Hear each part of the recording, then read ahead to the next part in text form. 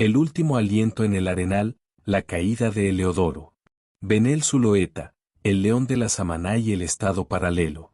En la convulsa década de 1920, el nombre de Eleodoro Benel Zuloeta no era simplemente el de un hacendado, era el símbolo de una insurgencia que desafiaba los cimientos del gobierno de Augusto B. Leguía. Benel, conocido por muchos como Don Eleodoro o simplemente Leodo, no era un delincuente común. Era un caudillo de estirpe andina, un hombre de tierras y armas que se alzaba contra el centralismo limeño desde las abruptas y majestuosas montañas de Cajamarca. Su centro de poder era la hacienda La Samaná, en Cutervo. En este bastión, Benel demostró que se podía gobernar sin el permiso de Lima. Mientras el gobierno se enfocaba en modernizar la capital con capitales extranjeros, Benel utilizaba su influencia para dotar a su región de una infraestructura que el Estado ignoraba.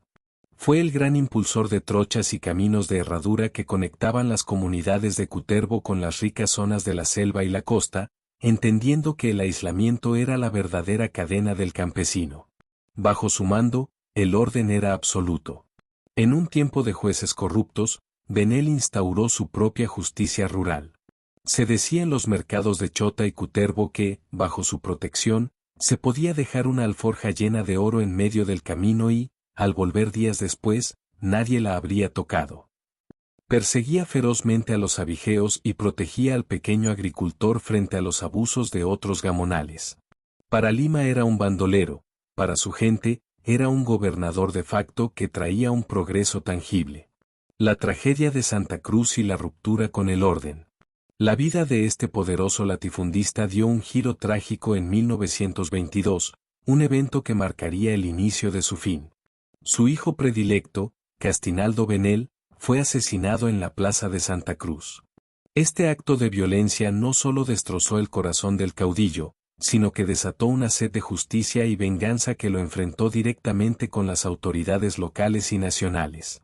Para 1924, Benel ya no solo peleaba por honor familiar, sino por una causa política mayor. Se unió a la revolución liderada por Arturo Osores contra la dictadura de Leguía, convirtiéndose en el brazo armado del movimiento en el norte del Perú. Con su ejército de montoneros, hombres que le eran leales hasta la muerte, Benel se volvió inalcanzable. Su puntería legendaria y su conocimiento de cada cueva y pajonal lo convirtieron en un fantasma que el ejército no podía atrapar. Querocotillo, el escenario del destino. Hacia 1927, el cerco se estrechaba. El gobierno había enviado batallones enteros con la orden de liquidar al León de los Andes. Benel, ya cansado y viviendo entre cuevas, se dirigió hacia el distrito de Querocotillo, en la provincia de Cutervo. Específicamente, buscaba refugio en el sector de El Arenal, perteneciente a la comunidad de Pajurillo. Pajurillo es una zona de contrastes, donde la geografía parece conspirar contra el caminante. Allí, el terreno se vuelve traicionero y el sol de la sierra cae con un peso plomo sobre la nuca. El paisaje está dominado por un espectáculo asombroso y desolador. Minas completas de arena que se extienden como mares petrificados, donde cada paso se hunde en la finura de un suelo que parece no tener fondo. En este paraje árido, la naturaleza ofrece un último y humilde consuelo, los alicones, frutos silvestres que brotan de la tierra reseca, brindando un sustento agridulce a quienes se atreven a cruzar las minas. Benel y los suyos, en su huida, conocían bien el secreto de estos frutos, los cuales eran a veces lo único que separaba la supervivencia de la muerte en el arenal.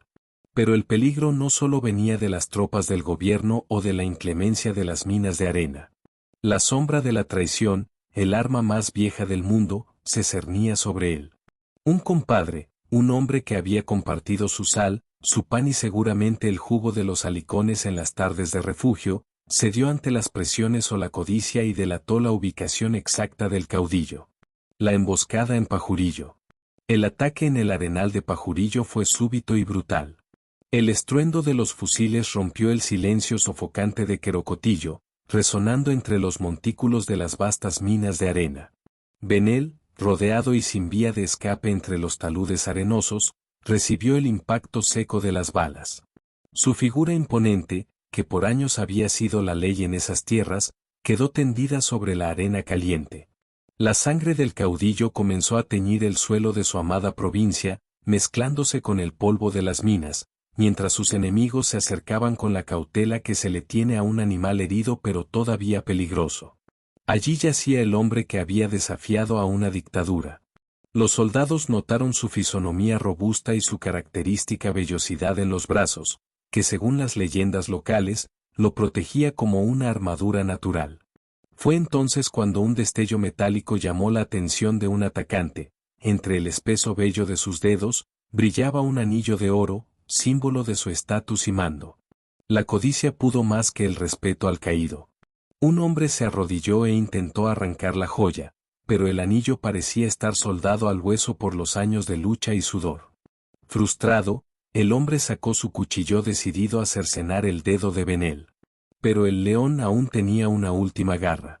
En un estertor final de vida, Benel abrió los ojos, extrajo su propio puñal y lanzó una estocada ciega hacia el pecho de su mutilador. El acero rozó las costillas, pasando a milímetros del corazón del agresor. El grito de terror del hombre alertó al resto, quienes, presas del pánico ante la resistencia del caudillo, descargaron una lluvia de balas para rematarlo definitivamente. El fin de una era y el nacimiento del mito. Con la muerte de Eleodoro Benel en el Arenal de Pajurillo, se cerró uno de los capítulos más intensos del caudillismo regional peruano. Su caída marcó el fin de la resistencia de los patrones que ejercían un poder paralelo al Estado. El gobierno de Leguía logró imponer un control más rígido, pero no pudo borrar la huella de Benel de la memoria colectiva. Hoy, en Querocotillo y en todo Cutervo, Benel es un personaje de culto. Se le recuerda en coplas, huainos y relatos como el bandolero revolucionario. Fue un hombre de contrastes, un patrón generoso para sus seguidores y un guerrillero temible para sus enemigos. En el Arenal, entre las inagotables minas de arena y el rastro de los halicones silvestres, quedó el hombre, pero en la historia quedó la leyenda del caudillo que prefirió morir en la arena de su tierra antes que vivir bajo las cadenas de la capital.